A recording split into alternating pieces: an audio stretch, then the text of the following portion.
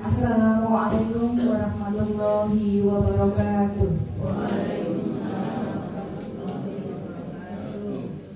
Salam sejahtera untuk kita semua. Yang terhormat Ibu Pengawas Pembina Cabang Dinas Wilayah 5, yang terhormat Kepala Sekolah SMA Negeri 1 Wonosari, yang kami hormati Bapak, Ibu guru dan karyawan SMA Negeri 1 Wonosari. Marilah kita panjatkan puji syukur kehadirat Allah yang Maha Kuasa, karena atas limpahan rahmat-Nya pada siang hari ini kita bisa berkumpul di ruang guru ini dalam acara observasi kinerja kepala sekolah oleh pengawas pembina Rabu 16 April 2025. Tak lupa sholawat serta salam semoga selalu tercurahkan kepada junjungan kita Nabi Muhammad SAW. Saya selaku pembawa acara akan membacakan susunan acara siang hari ini. Acara yang pertama yaitu 1 pembukaan, 2 menyanyikan lagu Indonesia Raya, 3 sambutan oleh pengawas, 4 paparan observasi oleh kepala sekolah, 5 tanya jawab, 6 evaluasi dari pengawas, dan 7 penutup. Untuk mengawali kegiatan pada siang hari ini, marilah kita menundukkan kepala sejenak, berdoa sesuai agama dan kepercayaannya masing-masing. Berdoa disilakan.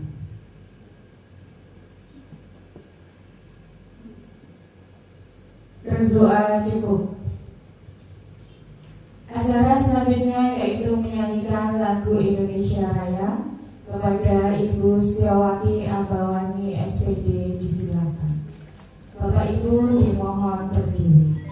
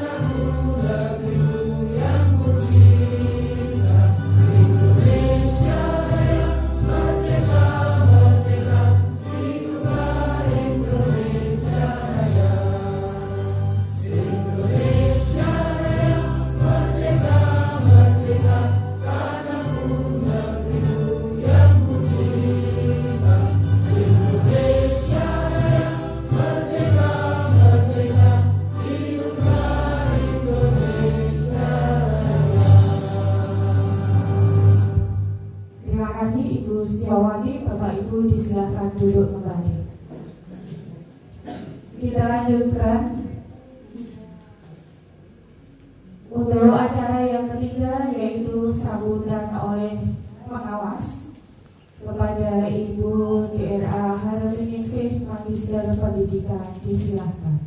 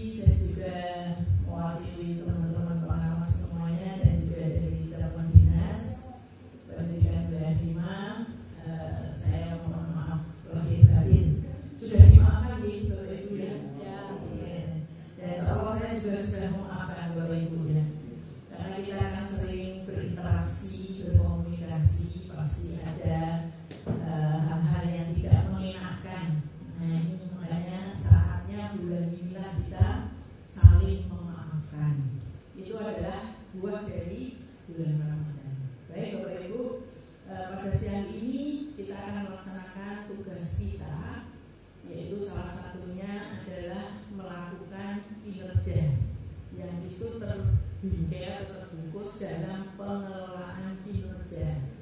Ada pengelolaan kinerja guru, ada pengelolaan kinerja kepala sekolah, sekarang tambah pengelolaan kinerja pengawas sekolah. Karena sekarang pengawas sekolah pun sudah harus menyelesaikan penilaian kinerjanya di PMM atau kalau sekarang ruang BPK. Nah, sebelum saya membahas tentang pengelolaan kinerja kepala sekolah di SMA Negeri 1 Wonosari, Bapak Ibu guru yang sudah masuk dalam pengelolaan kinerja di ruang BPK atau PMM, itu apakah semuanya sudah bisa dialirkan LHK-nya di e-kinerja BKN? Sudah nih Pak Presiden, sudah Pak Ekonomi, seluruh guru ya, seluruh guru yang sudah ada namanya di pengelolaan kinerja PMM itu sudah bisa mengalir semuanya ke e-kinerja BKN. Oke, kemarin terakhir terakhir sinkron lagi 25. Oh sudah, ya, alhamdulillah. Bapak Ibu coba terus dicek karena ini dua aplikasi e-kinerja BKN dan ruang BPK di pengelolaan kinerja di ruang BPK ini nampaknya masih ada beberapa kendala dalam artian di beberapa sekolah itu e-kinerja BKN-nya di TW1 kan sudah dinilai ya Bapak Ibu ya, sudah dinilai dan nilainya manual melalui e-kin BKN sudah dilakukan dan sudah muncul sesuai baik gitu ya, terus sudah di print atau dicetak kemudian ditandatangani dua belah pihak gitu ya. Nah itu ternyata ada beberapa setelah e-kinerja atau pengelolaan kinerja yang ada di ruang BPK atau PMM itu hampir selesai, itu ada perubahan secara otomatis di ruang di e-kinerja BKN. Nah, coba nanti Bapak Ibu cek lagi. Kan di sini sudah observasi kinerja guru kan sudah berjalan. Kemudian sudah mengisi atau menilai bagi penilainya sudah mengisi di ruang BPK. Kemudian gurunya melakukan tindak lanjut sesuai rekomendasi dari tim kerja atau penilai. Nah itu setelah proses itu 75% hampir selesai, itu tahu-tahu di e-kinerja BKN itu berubah menjadi sangat baik. Kita sudah cek semua. Alhamdulillah gitu ya, karena ini beberapa sekolah sudah menyampaikan ke kita, ke saya dan juga ke Kabin, itu kok tidak tahu, kita tidak tahu semuanya gitu, tahu-tahu berubah sendiri menjadi amat baik. Gitu, nanti coba dicek. Ini kita baru mencoba untuk nulis permasalahannya apa sih, gitu ya. Ya kebetulan kalau yang sudah dicetak tanggal 7 April itu kemudian sudah baik-baik semua ya. Nah kemarin begitu dicek lagi, kok jadi berubah amat baik. Tapi kan Bapak Ibu sudah cetak ya yang baik kemarin. Nah itu nanti ya jadi yang maksimal 7 April kan. Ini sekarang kan diperpanjang sampai 30 April karena ada beberapa dari ASN itu belum bisa sinkron, belum bisa ngalir dari PMM ke e-kinerja BKN. Ya alhamdulillah mudah-mudahan tidak ada permasalahan. Nah begini Bapak Ibu terkait pengelolaan kinerja baik guru maupun kepala sekolah itu kan sekarang tidak lagi 2 kali dalam setahun, kan hanya 1 kali. Nah karena hanya 1 kali Bapak Ibu, itu kita prosesnya adalah kita sampai bulan November, jadi itu jangan diselesaikan sampai bulan Mei. Jadi tindak lanjut itu boleh 2 sampai 3 bulan. Bapak Ibu melaksanakan rekomendasi dari tim kerja di sekolah, tim penilainya. Kan setelah observasi praktek kinerja dulu, kan kemudian menilai. Pada penilaian di PMM kan ada rekomendasi apa yang harus dilakukan oleh Bapak Ibu guru. Oh mungkin ada perbaikan dalam kegiatan pembukaan. Misal di pembelajaran kan, di pembukaan. Nah, berarti Bapak Ibu akan perbaiki pada pertemuan-pertemuan berikutnya. Di pembukaan dilaksanakan sesuai dengan rekomendasi dari tim kerja atau tim penilai. Nah, itu dicatat Bapak Ibu, dicatat bahwa sudah melakukan perubahan. Perubahannya di mana? Nah, itu terus dilakukan. Baru kemudian mengisi di tindak lanjut. Jadi jangan tergesa-gesa. Kalau yang tahun kemarin memang kita tergesa-gesa karena 6 bulan sekali. Kemudian waktunya juga sudah mepet di akhir-akhir semester baru muncul itu PMN-nya. Itu deh. Nah, karena ini agak panjang Bapak Ibu, sehingga Bapak Ibu tidak usah tergesa-gesa. Jadi setelah observasi selesai, tim kerja sudah selesai melakukan, Bapak Ibu tidak harus segera mungkin mengisi di situ. Apalagi belum melakukan tindak lanjut dari rekomendasi yang dibuat oleh tim penilai. Itu ya Bapak Ibu. Sehingga nggak usah tergesa-gesa. Santai dulu, dilakukan perbaikan lagi. Nah, setelah itu baru diisikan. Nanti mungkin di bulan Juni. Nah, setelah itu kan masih ada lagi ngisi lagi kan refleksi. Ngisi lagi refleksi. Jadi sekali lagi tadi Bapak Ibu nggak usah tergesa-gesa. Waktunya 1 tahun. Nanti paling lambat penilaian itu bulan November, penilaian akhir. Paling lambat. Karena nanti harapannya bulan Desember sudah diklik untuk kirim. Itu nih Bapak Ibu. Jadinya nggak usah tergesa-gesa. Nah, selain itu Bapak Ibu tim penilai itu nanti tetap adanya pengamatan kepada Bapak Ibu guru yang dinilai. Jadi tidak hanya sekedar sekali observasi selesai. Nah, pengamatan bisa dilakukan dari dokumen bukti dukung yang ada di RHK Bapak Ibu semua. Ini tim penilainya juga minta bukti dukungnya di RHK-nya. Nah, itu nanti kan ada progresnya di drive-nya. Misalnya satu guru dia punya RHK Bapak Ibu guru rata-rata berapa? Banyak 5 ya. Kalau kepala sekolah kan 9. Nah, kalau Bapak Ibu guru 5. Nah, 5 itu kan mesti ada progres. 5 terus nanti masih ada ditambah 1 ya, dokumen tidak lanjut. Jadi tidak lanjut yang direkomendasi dari tim penilai itu nanti dibuatkan folder tersendiri. Nah, ini semua itu kita mengantisipasi Bapak Ibu, mengantisipasi kalau nanti ada sidak terkait pengelolaan kinerja, baik itu di BKN maupun di PMN. Nah, karena apa? Di PMN itu kan tidak ada disuruh unggah bukti dukung sekarang. Gimana? Bapak Ibu kan tidak unggah kan? Di PMN? Enggak. Nah, karena enggak unggah, berarti Bapak Ibu kumpulkan bukti dukung itu pada satu drive. Nah, yang itu linknya berikan kepada tim kerja atau tim penilai. Nah, itu nantilah yang kita pakai untuk argumen. Ini kok semua buku benar baik semuanya baik tenang loh. Nah, nanti dari bukti dukung itu yang bisa menguatkan bahwa penilaian yang dilakukan itu sudah benar. Itu Bapak Ibu ya? Semuanya sudah buat drive-nya ya Pak? Bapak Ibu guru? Oh, sudah buat, tetapi dicek isinya. Dan dipastikan bisa dibuka. Diberi akses Bapak Ibu. Diberi kalau kayak akses lagi juga sama aja nggak bisa ya. Jadi aksesnya diberi. Baik, itu ya untuk pengelolaan kinerja Bapak Ibu guru. Nah, sekarang untuk kepala sekolah Bapak Ibu. Karena pengelolaan kinerja kepala sekolah itu tim kerjanya itu dilimpahkan kepada pengawas sekolah, pengawas pembinanya. Sebetulnya yang punya tugas itu adalah kepala dinas. Jadi disebut Provinsi Jawa Tengah. Tetapi kan tidak mungkin akan menilai seluruh kepala sekolah di Jawa Tengah. Nah, akhirnya didelegasikan di cabang dinas.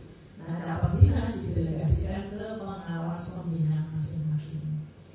Nah, kebetulan Pak Kris RHK-nya itu adalah memilih terkait upaya melakukan persiapan, pelaksanaan dan tindak lanjut observasi kinerja guru untuk peningkatan kualitas pembelajaran. Jadi ada goalnya Bapak Ibu. Jadi nanti Pak Kris akan melakukan ini terus menerus sampai bulan November. Kemudian Pak Kris nanti akan memberi penilaian apakah dengan observasi yang dilakukan Pak Kris kepada Bapak Ibu guru bersama tim kerjanya itu betul-betul bisa meningkatkan kualitas pembelajaran. Nah, padahal kita bersiap-siap nanti di tahun pelajaran baru ada banyak perubahan, termasuk bagaimana pendekatan pembelajaran yang digunakan, yaitu dengan pembelajaran mendalam atau deep learning. Nah, ini masih persiapan Bapak Ibu, karena sampai hari ini belum ada Permendikbud yang menunjukkan terkait kurikulum yang mau dipakai, struktur kurikulumnya seperti apa belum. Sehingga kita tidak perlu nyari-nyari dulu, kita masih pakai kurikulum Merdeka sampai akhir tahun pelajaran ini. Itu ya Bapak Ibu. Jadi kalau usah nyari-nyari karena berarti IPA IPS bahasa gitu kan rumor-rumornya, kita tunggu saja Bapak Ibu ya. Kita tunggu sampai ada regulasi yang menyatakan bahwa struktur yang akan dipakai adalah dengan model seperti yang dulu, misalnya gitu. Ya kita tunggu saja. Nah, tetapi kalau untuk pembelajaran mendalam, naskah akademiknya sudah ada. Nah, sehingga Bapak Ibu, khususnya Bapak Ibu yang hanya ada di kelas 12, nah ini kan banyak yang sudah tidak mengajar. Ada tidak yang hanya mengajar kelas 12 saja? Ada ya, ada ya. Berarti pensiun. 1 Juni sudah pensiun. Alhamdulillah. Untuk BK. Biasanya sudah Ya. Oh, saya sudah turun. Selamat gitu ya. Selamat bekerja ya sampai sini sampai 25 pas banget berarti nanti kan Juli sudah ganti tahun pelajaran. Jadi pasti tidak merepotkan teman-teman yang lain gitu ya. Alhamdulillah. Bagi Bapak Ibu yang lain, tolong dibaca naskah akademik dari pembelajaran mendalam. Terus bagaimana implementasinya dalam pembelajaran. Ini masih ada waktu kelas 10 dan 11 ini masih ada pembelajaran. Bisa dicoba dulu. Dilihat dikombinasi dengan pembelajaran yang kemarin ada di kurikulum Merdeka. Oke, itu nih Bapak Ibu. Dan ini Pak Kris ambilnya pas karena ingin meningkatkan kualitas pembelajaran. Nah, prakteknya Bapak Ibu, kegiatan observasi praktek kinerja kepala sekolah itu memang sesuai dengan target yang sudah dibuat oleh Pak Kris. Ya, yang pertama terkait Pak Kris memandu diskusi. Nah, kalau seperti itu kan berarti harus ditunjukkan atau Pak Kris cerita tentang apa yang sudah dilakukan sebelum melakukan observasi. Kemudian bagaimana saat melakukan observasi.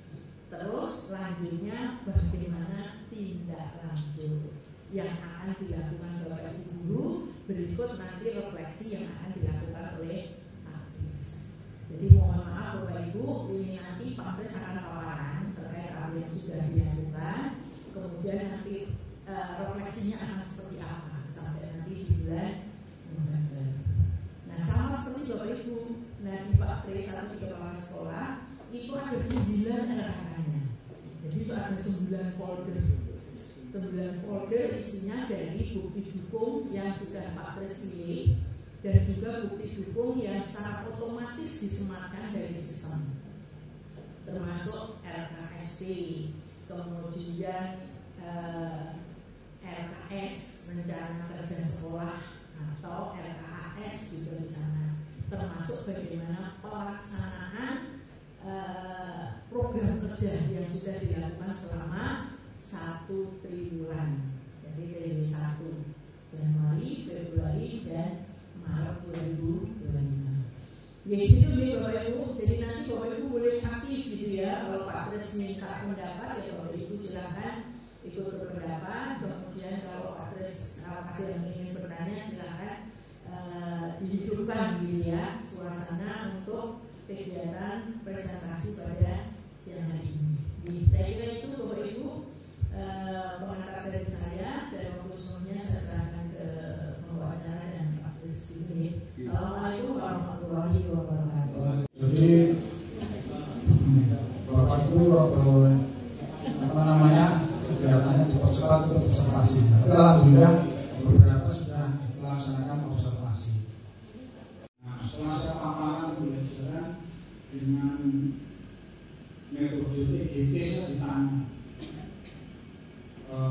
kelemahan dan kelebihan pembelajaran saudara itu apa? Nah, aku jawab diri. Nah, maka sama saja dengan panjenengan. Ketika panjenengan masuk ruang pembelajaran tentunya kira-kira apa yang akan menonton profil ya setelah masuk ke cocok-cocokan. Ya, jadi harapannya seperti itu, mendapatkan gambaran informasi profil kompetensi. Ternyata dulu sudah mempunyai kompetensi yang luar biasa. Kemudian mengetahui kekuatan dan kelemahan profesionalis guru.